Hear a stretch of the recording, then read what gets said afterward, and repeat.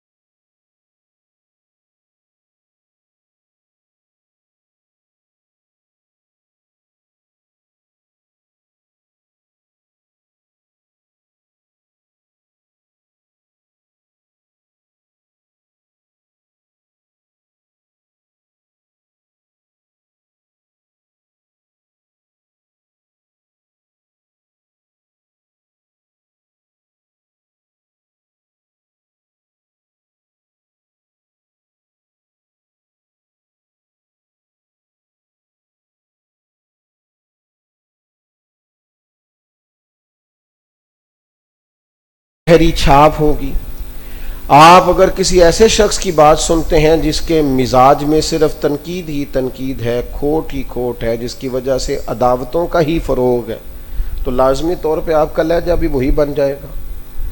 تو ہمیشہ ایسی شخصیات اور ایسے لوگ وہ کیا کرتے ہیں، وہ ذہنوں کو اس طرح کا منتشر کر دیتے ہیں کہ آدمی ہر جگہ کے لیے بے یقین ہو جاتا ہے۔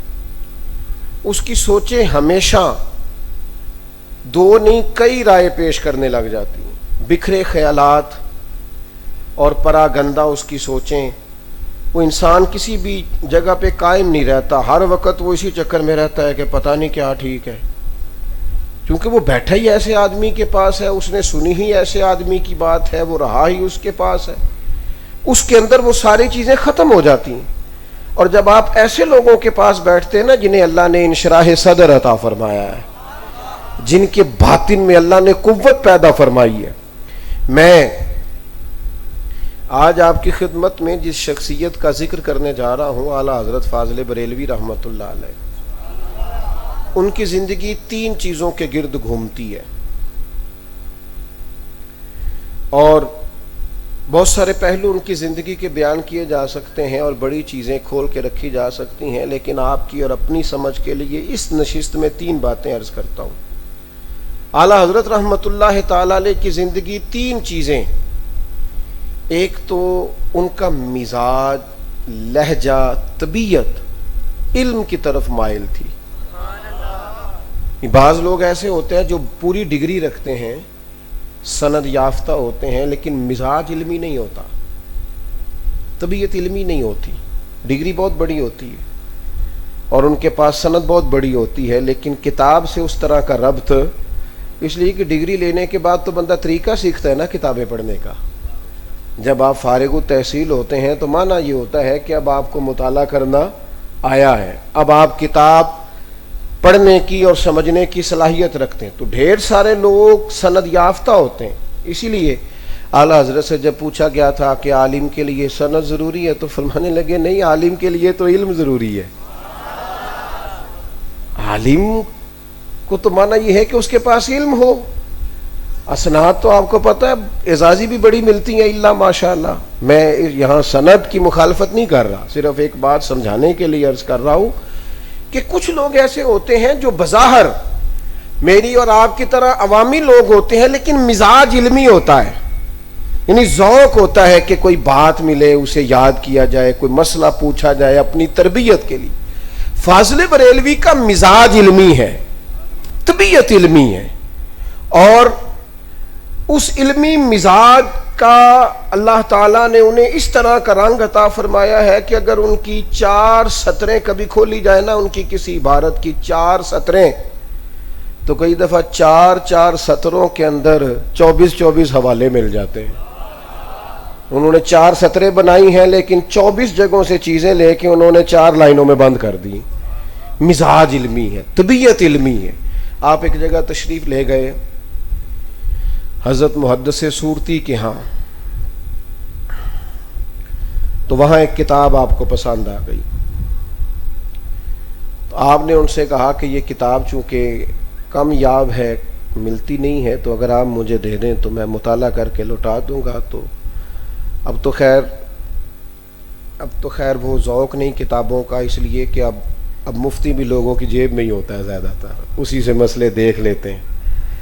تو کتاب ایک بڑی بات ہوتی تھی، عالم کتاب کی بڑی حفاظت کرتے تھے اور اپنی کتاب نہیں دیتے تھے، نوٹس لکھے ہوتے تھے اور کئی جگہوں پہ اشاریہ بنایا ہوتا تھا، اپنی ضرورت کی چیزوں کو انڈر لائن کیا جاتا، کتاب نہیں دیتے تھے علماء، بہت کم یہ، کیونکہ اس کی چیز تھی۔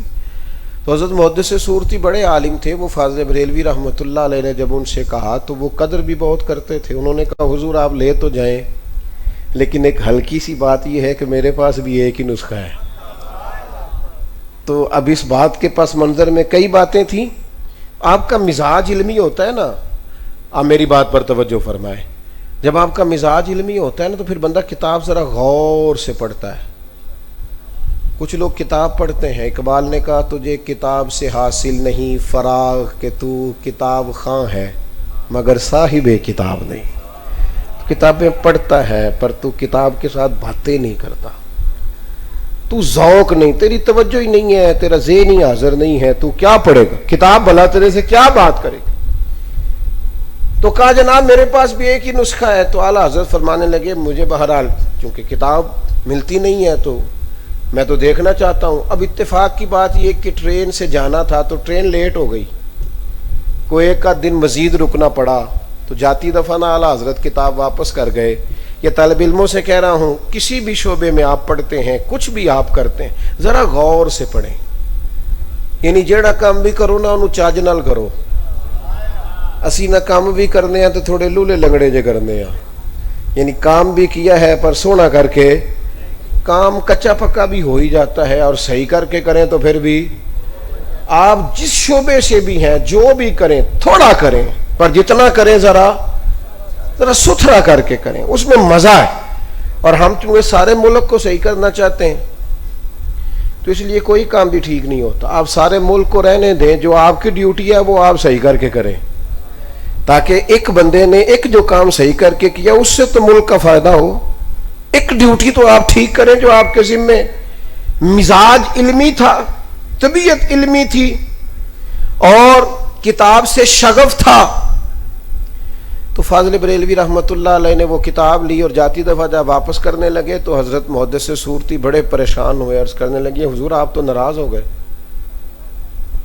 آپ لے جائیں، میں نے تو ویسے ہی عرض کیا تھا کہ کتاب چھپتی نہیں ہے اور میرے پاس بھی ایک ہی نسخہ ہے۔ تو اعلیٰ حضرت نے تھبکی دی، فرمایا پریشان نہ ہو، میں نے اللہ کے فضل سے ساری پڑھ لی ہے، ذرا گنجائش مل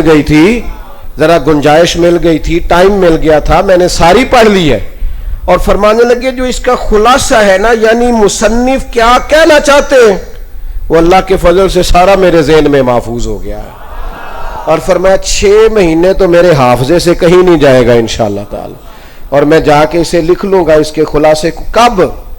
جب آپ کا مزاج علمی۔ میں عوام سے بھی عرض کروں گا، ہمارا مزاج علمی نہیں، ہمارا مزاج خطاب سننے کا ہے، شعر سننے کا ہے، انوکھی بات سننے کا ہے۔ طبیعت کو، مزاج کو سیکھنے والا بنائیں آپ، اور سیکھیں اس لیے کہ اپنی تربیت کرنی ہے، اس لیے نہیں سیکھیں کہ پتہ کروں مفتی صاحب کے پاس کتنا علم ہے، یا کچھ جھگڑے والا مسئلہ پوچھنا، یا مجھ سے مسئلہ سن کے جانا تو پھر جا کے اپنے محلے کے امام سے لڑائی کرنا۔ اس کام کے لیے نہیں سیکھیں، بلکہ علم اس لیے سیکھیں دین کا کہ وہ ہماری تربیت کرے۔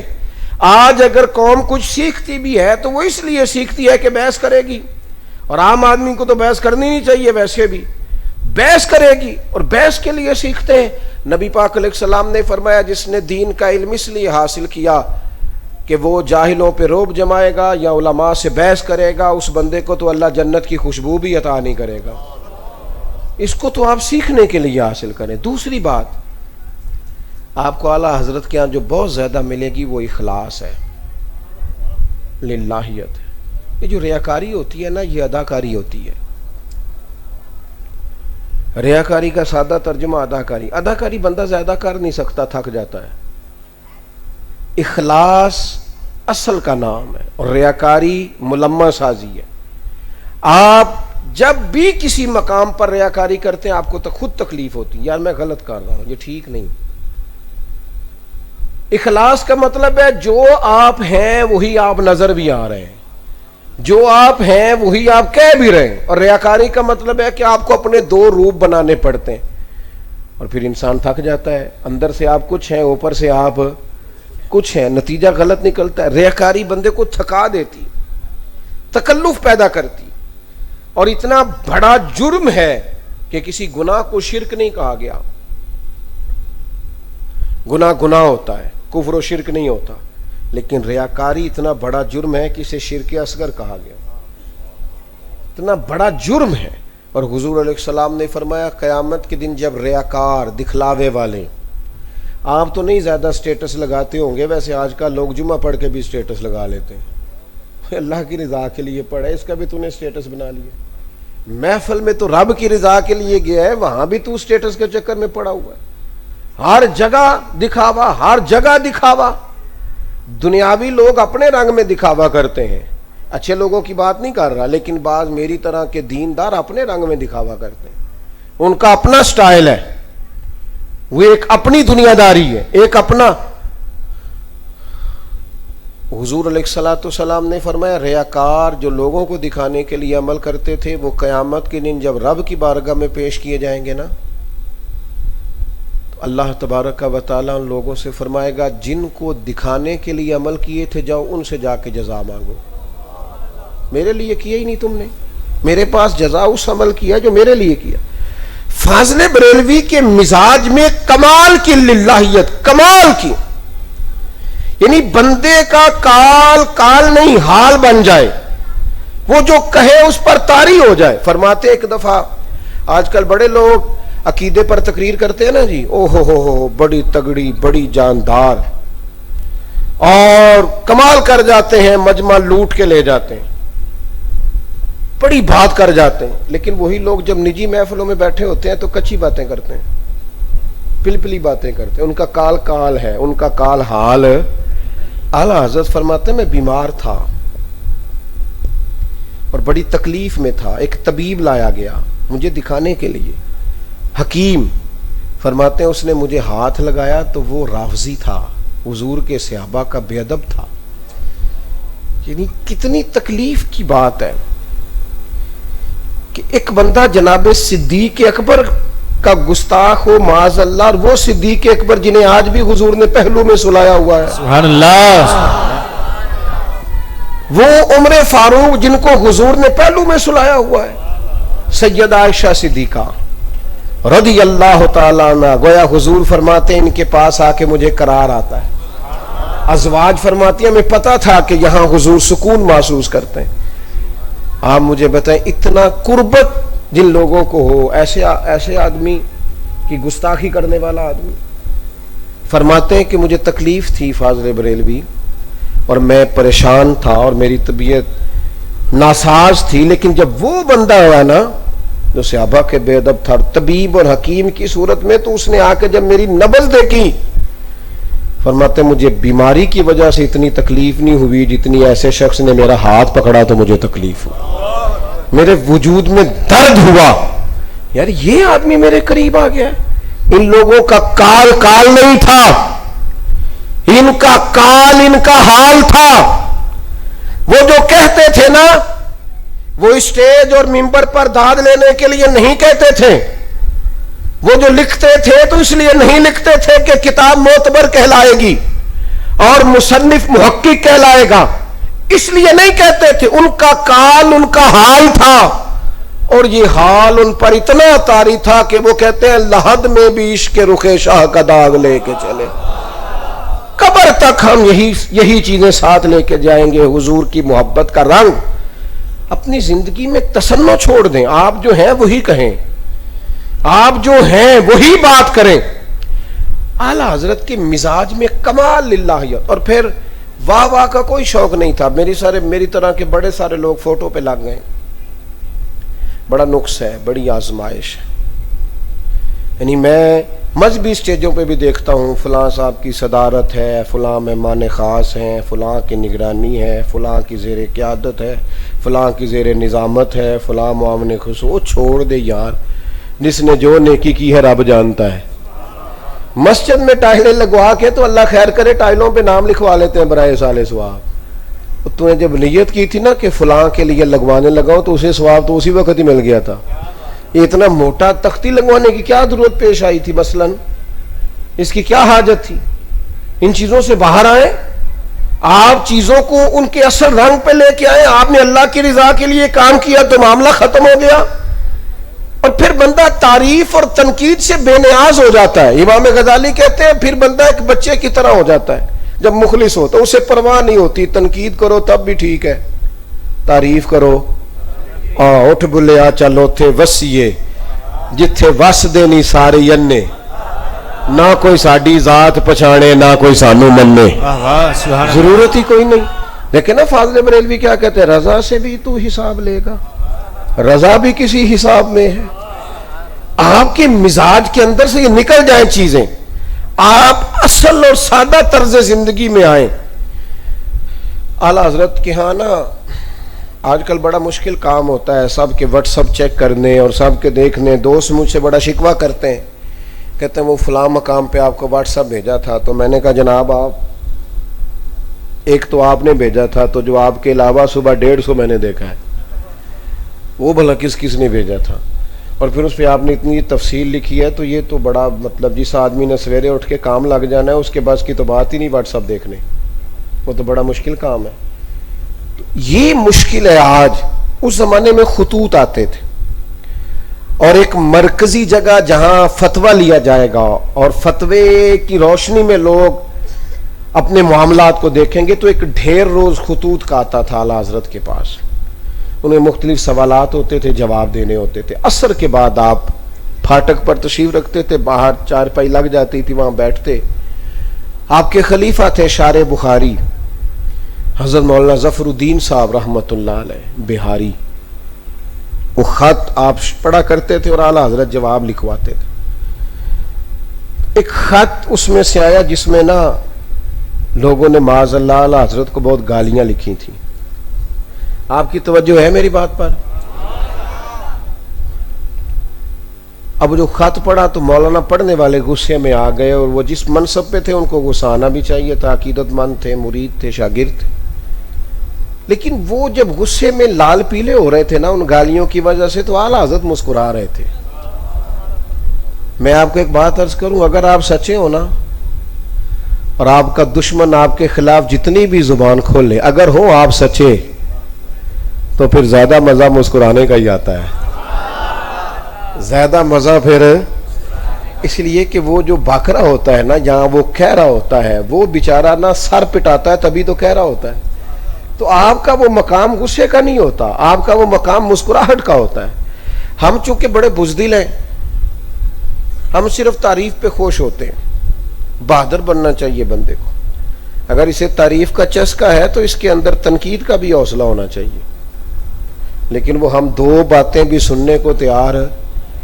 اچھا، کئی دفعہ جو کہا جا رہا ہوتا ہے نا، میری اور آپ کی بات ہے، بزرگان دین کی نہیں، جو کہا جا رہا ہوتا ہے واقعی وہ غلطی ہمارے اندر ہوتی ہے، لیکن ہم بجائے اس کے کہ اس کو مانیں، الٹا ہم غصہ کرتے ہیں، شکوہ کرتے ہیں. لیکن اعلیٰ حضرت پر جو تنقید تھی وہ تو اس کا کوئی سبب بھی نہیں تھا. اب جب خط کھولا جا رہا ہے اور تنقید کی جا رہی ہے، اور وہ تنقید برائے تنقید ہے اور سوائے حسد کے، عداوت کے کچھ نہیں، تو وہ اتنا برا بھلا کہا جا رہا ہے تو اعلیٰ حضرت مسکرا رہے ہیں. جتن جتن تے ہر کوئی کھیڑے، اتنے کام ساری کر دینے پہ اسی جتنا ہے کوئی کام میں. کچھ بندیاں نو انہوں بھی میدان چ اترنا چاہیے، جڑے کہن بھئی ایسا جتنا جو اتنا کوئی نہیں جی، لڑاں گے پورے. لیکن ہمارا خیال ہے کہ چلو کوئی اور جیت جائے تو بہتر ہے، کسی اور کا ہی قد اونچا ہو جائے. تو جتن جتن ہر کوئی کھیڈے تو ہارن کھیڈ فقیرا، اوے جتن دا مل کوڈی پیندی، ہارن دا مل ہیرا. آپ کے اندر طاقت ہو، جرت ہو، آپ کا مزاج اس طرح کا ہو کہ اس کے اندر وسعت قلبی پائی جائے. یہ جناب آپ کو انہوں نے گالیاں دی ہیں، یہ کہا ہے تو اعلیٰ حضرت ہنس پڑے. مولانا ظفر الدین بہاری کہنے لگے حضور میں ان پر مقدمہ کروں گا، پرچہ کٹواؤں گا. اعلیٰ حضرت فرمانے لگے اچھا جی آپ اس طرح کریں، وہ الماری کھول لیں، اس میں بھی کچھ خطوط ہیں وہ نکال کے لائیں. وہ خطوط نکال کے لائے تو کسی نے لکھا تھا آپ اہل سنت کے امام ہیں، کسی نے لکھا تھا مجدد ہیں آپ وقت کے. یہ امت میں 100 سال میں سے ایک بندے کو یہ ڈگری ملتی ہے صرف، آپ مجدد ہیں. کسی نے کہا تھا برکت العصر ہے آپ، کسی نے کہا تھا آپ امام ہیں مذہب میں. اتنے بڑے بڑے لوگوں نے القابات دیے تھے. اعلیٰ حضرت فرمانے لگے مولانا میرا اتفاق ہے، جنہوں نے گالیاں دی ہیں ان پر آپ پرچہ ضرور کٹوائے، میرا اتفاق ہے آپ کی بات سے، پر ایک صرف تھوڑی سی نا تبدیلی کر لیں. یہ جنہوں نے میری تعریفیں کی ہیں پہلے ان کو جائیدادیں بانٹ کے آئے نا، ان کو ذرا تھوڑی جائیدادیں دے دیں، کسی کو ایک ایکڑ، کسی کو 2، کسی کو 4، یہ جائیداد بانٹیں، پھر میں آپ کو اجازت دیتا ہوں. او خدا، ہمارے ایک دوست ہیں، بزرگ ہیں، عمر ان کی زیادہ ہے، ان سے ایک دفعہ ایک دوست نے کہا کہ بعض لوگ مجھ پر تنقید کرتے ہیں تو بڑے خوش ہوئے، کہنے لگے بلے بلے بلے بلے بلے بلے. یہ مطلب ہے پھر تینوں نظر نہیں لگن لگی. اگر کوئی 4 بندے تنقید بھی کرتے ہیں تو پھر نظر بد اپنے رنگ میں انہوں نے بات. میرے عزیز اپنی زندگی کے اندر حوصلہ پیدا کریں. یہ جو آپ گھبرا جاتے ہیں نا مخالف کی بات سن کے، اس کا مطلب ہے آپ گھبرائے نہیں، آپ گئے کام سے. تھوڑا سا ہنسنا سیکھیں مخالف کی بات پر. آپ 2 جملے، اور میں آپ کو عرض کروں لڑائی کر کے نہیں بندوں کو جیتا جا سکتا. آپ کسی سے بحث کریں گے، وہ 2 باتیں کرے گا، آپ کو 6 کرنی پڑیں گی، تو پھر وہ 9 کر دے گا، آپ کو 12 کرنی پڑیں گی، تو یہ تو مسئلہ ختم ہی نہیں ہوگا. نتیجہ کیا ہے؟ اگر کوئی ایسا شخص ہے جس کی عادت ہی صرف تنقید ہے، سمجھنا چاہتا ہی نہیں، صرف ضد پہ ہے، تو باتیں کرتے جائے، آپ چپ کر رہے ہیں. 2 کرے گا, 4 کرے گا, 10 کرے گا. جب آپ نہیں بولیں گے تو پتہ ہے آخر میں کیا کہے گا, تو مینوں پاگل سمجھنا ہے, اگو جواب ہی نہیں دیندا. اس کا مطلب ہے چپ رہ کے تو کسی کو پاگل بھی کیا جا سکتا ہے, لیکن بحث کر کے پاگل کیا جا سکتا. خدا را بات کو سمجھیں. اپنے اندر اخلاص جب آپ لے آئیں گے, للہیت لے آئیں گے, تو آپ اندازہ کریں گے کہ زندگی سکون والی ہو. اور تیسری بات جو اعلیٰ حضرت میں آپ کو بڑی انفرادی ملے گی, توجہ ہے آپ کی میری بات پر, زیادہ غور کریں جی. اعلیٰ حضرت فاضل بریلوی رحمۃ اللہ تعالی علیہ کی جو سوچ ہے نا, وہ سوچ ہمیشہ عالمی سطح کی رہی ہے. آپ فتاوی رضویہ کو پڑھیں, ان کی تحریروں کو پڑھیں, ان کی آپ گفتگو کو پڑھیں, ان کی جو سوچ ہے نا, یعنی کہاں 150 سال پہلے وہ کہہ رہے ہیں کہ اسلامی مسلمانوں کو چاہیے کہ اپنے بینک بنائیں.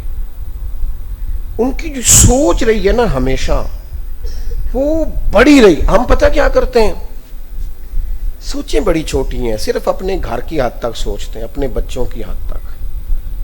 میرا گھر, میرا مکان, میرا کاروبار. اس سے زیادہ آج کل بڑی پریشانی ہے پاکستان میں, مہنگائی بڑی کمر توڑ ہے, اور اس کی وجہ سے لوگ بڑی شدید ترین مشکلات کا, مالی مشکلات کا شکار ہیں. لیکن میرا سوال یہ ہے کہ حکومت اگر ہمارا نہیں سوچتی تو ہم ایک دوسرے کے لیے سوچتے ہیں. ابھی پیٹرول کی قیمت بڑی نہیں ہوتی, صرف اعلان ہوتا ہے کل پرسوں بڑھے گی, تو پیٹرول پمپ والے تو پہلے کہہ دیتے ہیں نہیں دینا. تو یہ کون ہے؟ یہ حکومت ہے. چینی ابھی مہنگی ہوگی اور اعلان سے پہلے جب مارکیٹ سے غائب ہوتی ہے, تو وہ کون لوگ ہوتے ہیں؟ میں اور آپ ہیں نا, ہم میں سے لوگ ہیں نا. تو اگر حکومت لوگوں کا اچھا نہیں سوچ رہی تو ہم سوچتے ہیں. خدا نہ خواستہ یہاں پتہ چل جائے کسی آدمی پہ قرضہ چڑھ گیا اور اپنا پلاٹ بیچ رہا ہے, کیا حال ہوتا ہے بھلا اس کے پلاٹ کا؟ اس کو اصل قیمت بھی نصیب, مجبوریوں کا فائدہ اٹھاتے ہیں. سوچیں بڑی سطحی, چھوٹی بات کرتے ہیں, کمزور بات کرتے ہیں. ہمیشہ جب بھی بات کرتے ہیں چھوٹی. میرے پاس لوگ آتے ہیں ٹائم کے لیے, تو ظاہر ہے ایک دن میں 2-4 جگہوں پہ جا سکتا ہوں. تو بعض اوقات بعض دوست کہتے ہیں وہ فلاں ہمارے علاقے میں آئے, تو میں کہتا ہوں میں وہاں تو آیا تھا ابھی 2 مہینے پہلے.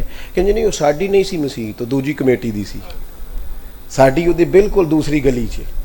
اتنی جب ہم عقیدہ ہیں, خوش عقیدہ ہیں, اپنے لوگ, لیکن اب جماعتوں میں, کمیٹیوں میں, تنظیموں میں, اپنے اپنے نظم میں اس قدر جب طبیعت میں گھٹن ہو کہ ہم اپنوں کو بھی اپنا کہتے ہوئے شرمائیں, اپنوں کے بارے میں بھی اپنائیت کے جملے کہتے ڈریں, تو پھر ہم کہیں کہ عالمی سطح پر اسلام کا بول بالا ہوگا, تو وہ تو ہوگا, پر ایسا لگتا ہے کہ پھر اس میں ہمارا حصہ نہیں ہے. اللہ نہ کرے وہ ہم نے کام نہیں کیا, اپنی سوچوں کو بڑا. اعلیٰ حضرت بریلوی رحمۃ اللہ علیہ آپ نے کچھ نکات دیے ہیں. فرمایا کرتے تھے کہ مدرسین رکھو تو ان کی تنخواہیں بیش بہا ہوں. آپ فرمایا کرتے تھے مختلف علوم و فنون پر ایسے ماہر لوگ بٹھاؤ جو گفتگو کر سکیں, غیروں کو دین میں لا سکیں. اعلیٰ حضرت بریلوی رحمۃ اللہ علیہ جب بھی بات کرتے عالمی بات کرتے, بڑی بات کرتے, اور وہ جب بھی پیغام دیتے بڑا پیغام دیتے. ایک چھوٹی سی مثال دیتا ہوں اور پھر اپنی بات کو ختم کرتا ہوں. اعلیٰ حضرت بریلوی رحمۃ اللہ علیہ کے پاس نا طلباء پڑھتے تھے, اور ہمارے جو کچھ بڑے مدارس ہوتے ہیں نا جن کی شہرت ہوتی ہے, اور چاروں جانب سے جہاں طلباء آتے ہیں, عام مدارس میں بھی آ جاتے ہیں, لیکن بعض اوقات جو ادارے زیادہ معروف ہو جاتے ہیں بڑے بزرگوں کے, ان میں بعض اوقات مختلف صوبوں کے, مختلف قوموں کے, مختلف تہذیبوں کے طلباء آتے ہیں. کھانا سارے لوگ ہی اچھا بناتے ہیں, لیکن ہر شہر کا ذائقہ اپنا اپنا ہوتا ہے. ہر شہر کا ذائقہ اپنا اپنا ہوتا ہے. آپ بہت سارے گھرانے ایسے ہیں جس میں ذرا تھوڑا سا نمک مرچ تیز ہوتا ہے, کچھ میں تھوڑا سا کم ہوتا ہے. آپ مختلف جگہوں پہ چلے جائیں گے تو وہاں اپنا اپنا. فاضل بریلوی کی سوچ دیکھیں کیسی قومی سطح کی ہے. میلاد شریف والے دن نا آپ طلباء کے لیے کھانا پکاتے, کھانا ہی پکانا ہے نا, تو پک گیا لنگر, تو اب ویسے بھی چلیں کر دیتے ہیں بات, کوئی عرض نہیں, کر دیتے ہیں. ہمارے جو لوگ ادارے چلانے والے ہوتے ہیں نا، وہ بھی جتنا خیال مدرسے کا رکھتے ہیں، اینٹوں کا رکھتے ہیں، اتنا بچوں کا نہیں رکھتے. جتنا خرچہ بلڈنگوں پہ ہوتا ہے اتنا طلباء پہ نہیں ہوتا بیچاروں پہ. ان کی خوراکیں، ان کی غذائیں، بعض اوقات تکلیف والا معاملہ ہو جاتا ہے. ہم وہ توجہ ادھر نہیں دیتے جو ہمیں بچوں پر دینی چاہیے. پاک گیا جو کھانا کھانا پڑے گا. اب بہت سارے بچے ہیں، آپ مجھے بتائیں کتنے لوگ آپ یہاں بیٹھے ہیں، اگر صبح آپ دوپہر میں اپنے گھر کے اندر یہ اعلان کریں کہ آج شام کو سبزی کیا پکانی ہے، تو 4 بچے اگر آپ کے ہیں تو چاروں ایک سبزی پہ متفق ہو جاتے ہیں؟ دیکھ لو، تو کسی بھی ہاں نہیں کی تھی، سب نے آخیا نہیں یہ ہو سکتا. اس پہ کئی دفعہ نا باقاعدہ بحث ہو جاتی ہے. 2-3 بچے واک آؤٹ کر جاتے ہیں، کہتے ہیں ٹھیک ہے پھر جی تسا یہ پکانا ہے تو تسا ہی کھانا ہے، ہم نہیں کھائیں گے. اعلیٰ حضرت کی سوچ پہ قربان جاؤں، میلاد شریف پہ کھانا پک رہا ہے تو فاضل بریلوی کے مدرسے میں منظر اسلام میں طلباء ہیں مختلف صوبوں کے، تو آپ مختلف قسم کے باورچی طلب کیے اور بہار کے طلباء سے پوچھا تم کیا کھاؤ گے؟ تمہاری مرضی کا کھانا پکے گا. آج میلاد ہے، تمہاری مرضی کے مطابق روٹی پکے. اور فرماتے پنجاب کے طالب علموں سے تم بتاؤ تم کس طرح کا کھانا کھانا چاہتے ہو، تمہیں اس طرح کا کھانا ملے گا. تم بتاؤ بھئی یو پی کے لوگوں تم کس طرح کا کھانا کھاؤ. مختلف بچوں سے پوچھا جاتا. آپ لوگوں کو دبائے نہیں، آپ اپنی سوچ بڑی کریں. آپ یہ نہ کہیں کہ تو مسالہ زیادہ کھاتا ہے تو اتنا نمک ڈال دیا، یہ مزاج نہ پیدا کریں. آپ لوگوں کے مزاج کے مطابق انہیں جینے دیں. بات تو آپ نے اگر کسی سے کرنی ہے تو وہ عقیدے کی کرنی ہے، باقی آپ لوگوں کو گنجائش دیں گے. فاضل بریلوی کی سوچ بڑی ہے. یہ بڑی سوچ اگر میرے آپ کے گھر کبھی آ جائے نا تو پھر گھر میں آتے ہی بہو پر تنقید کبھی بھی نہ ہو. پھر ہم سوچیں کہ یار جس گھر سے آئی ہے اس کے رسم و رواج کچھ اور ہے، جس جگہ سے آئی ہے وہاں کا انداز کچھ تھوڑا سا اور ہے. پھر 3 مہینے کے بعد امام مسجد کو چھٹی نہ ہو، اس لیے کہ ہم سوچیں یار یہ بندہ نیا آیا ہے، اسے یہاں آنے میں، رہنے میں، کام کرنے میں ٹائم لگے. پھر ہم اپنے ملازم پر فوراً ڈنڈا کبھی نہ اٹھائیں. ہمیں پتا ہو کہ یار یہ کل آیا بیچارہ، ابھی کام سیکھ جائے گا سیکھتے سیکھتے. یہ قومی سوچیں ہیں، یہ ان لوگوں کی سوچیں ہیں جن کا مزاج ملی سطح پر سوچتا ہے. لیکن چونکہ ہم اپنے چھوٹے چھوٹے دائروں میں بری طرح بند رہتے ہیں، اس لیے ہم کبھی بھی، وہ میرے ایک دوست تھے تھوڑے دن پہلے نعت خانوں پر بڑی تنقید کر رہے تھے. میں نے ان سے کہا کہ میں بھی بعض لوگوں کی بعض چیزوں پر تنقید کرتا ہوں، لیکن آپ تو اوور آل ہی کر رہے ہیں، یہ تو ٹھیک نہیں ہے. اچھے نعت خان بھی ہیں. کہنے لگے نہیں جی یہ کام ہی ٹھیک نہیں. تو میں نے کہا اگر ٹھیک نہیں تو پھر حضرت حسان بن ثابت نے نعت لکھی کیوں اگر کسی نے پڑھنی نہیں تھی تو؟ پھر اعلیٰ حضرت نے نعتیں لکھی، وہاں سے لے کر یہاں تک سلسلہ جاری ہے، تو کسی نے پڑھنی تھی تو انہوں نے لکھی ہے نا. تو میری آواز اچھی نہیں ہے تو جس کی اچھی ہے مجھے اس سے سننی چاہیے. تو دیکھیں چیزوں کو آپ گنجائش دیں گے، جہاں غلطی ہے اس کی اصلاح کریں گے، لیکن اپنے دل کے اندر، اپنی سوچ کے اندر محدود نہیں ہو جائیں. بڑی سوچیں پیدا کریں. نبی پاک علیہ السلام نے پتہ ہے سخاوت کہاں سے شروع کرنے کا کہا ہے؟ حضور فرماتے ہیں کہ گوشت پکاؤ نا تو شوربہ زیادہ کر لیا کرو، اپنے پڑوسی کو بھی شامل کر لو. یعنی تم سالن کی حد تک تو شروع کرو نا میرے بھائی، یہاں سے سخاوت شروع کر لو. تو 3 باتیں میں نے آپ کی خدمت میں عرض کی. اپنے مزاج کو علمی بنائیں. آپ کی اگر طبیعت ہو جائے گی نا، آپ کہتے ہیں مولوی صاحب پچھلے جمعے والی تقریری کر رہے ہیں آج بھی، تو آپ بھی تو آخری 10 منٹ میں آ رہے ہیں نا. آپ وقت پہ آ کے بیٹھیں، آپ کوئی عنوان کے دیں، آپ کے خطیب صاحب کو خوشی ہوگی.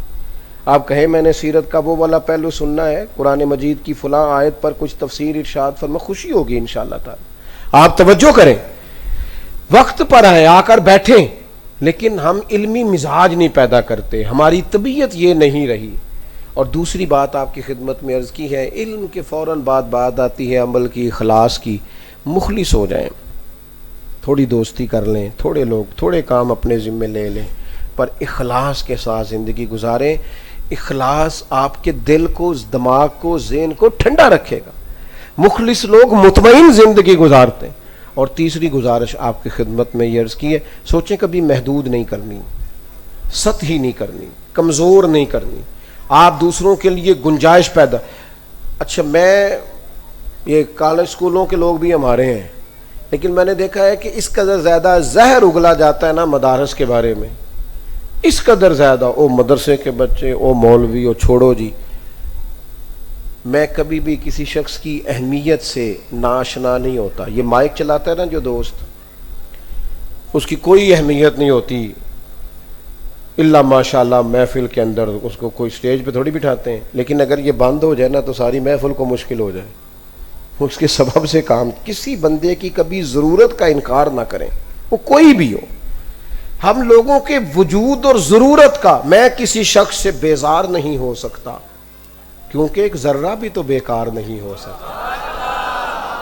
بیکار نہ سمجھیں کبھی بھی۔ یہ جو مدارس کے لوگ ہیں، یہ تو ذرا تھوڑا وقت گزر لینے دو، جو چاند طلوع ہو رہے ہیں ذرا ان کے باغپن کو دیکھو تو صحیح۔ ابھی بھی ایم فل اور پی ایچ ڈی میں ڈھیر سارے اور زیادہ بچے ہمارے ہیں، اور انشاءاللہ یہی چراغ جلے گا تو روشنی ہوگی۔ ہم تمہیں بتائیں گے کہ ان کے اندر توانائی کتنی ہے۔ ہمارا تو بچہ شرارت کرے تو ستھری کرتا ہے، استاد پکڑ نہیں سکتے جتنا مرضی زور لگائے۔ تو یہ تو تمہیں پتہ چلے گا کہ یہ انقلاب کتنا برپا کرتے ہیں۔ اللہ کی بارگاہ میں دعا ہے اللہ تبارک و تعالی ہماری اس حاضری کو قبول فرمائے، اور ہم سب کے لیے اللہ یہاں حاضر ہونا باعث خیر و برکت فرمائے۔ حضرت آپ دعا فرمائیں۔ اللہم صلی علی سیدنا و مولانا محمد معدن الجود والکرم وآلہ وصحبہ وبارک وسلم۔ اللہ کریم، ہم سب یہاں حاضر ہوئے، حضرت نے یہ اہتمام کیا، ان کوششوں کاوشوں کو اپنی بارگاہ میں قبولیت کا شرف عطا فرما۔ اعلیٰ حضرت فاضل بریلوی علیہ رحمہ کے درجات عالیہ میں بلندیاں فرما۔ مالک کریم، تو کریم ہے، ہماری کمزوریاں، ہماری غلطیاں، ہماری سستیاں، ہماری غفلتیں معاف فرما۔ زندگی کے جو ایام باقی رہ گئے ہیں خدمت دین متین میں، خدمت ملک و ملت میں صرف کرنے کی توفیق عطا فرما۔ مالک کریم، ہمارے بیماروں کو شفا عطا فرما، مقروضوں کو قرض سے رہائی نصیب فرما، تنگ دستوں کے رزق میں وسعت فرما۔ اللہ کریم، ہم سب کی زندگیوں میں محبوب پاک علیہ السلام کی سنت اور شریعت کا نور پیدا فرما۔ حضرت مفتی صاحب کو، ان کے معاونین کو برکات عطا فرما، ان کو صحت اور عافیت عطا فرما۔ اللہ کریم، ہمارے ایک نعت خواں ہیں قاسم صاحب، ان کے والد کا انتقال ہو گیا ہے، اللہ تعالیٰ مرحوم کی بخشش فرما۔ مالک کریم، ہم سب کی دنیا اور آخرت میں دستگیری فرما، دنیا اور آخرت میں پردہ پوشی فرما۔ رب اغفر وارحم وانت خیر الراحمین، وصلی اللہ تعالی علی حبیبہ سیدنا۔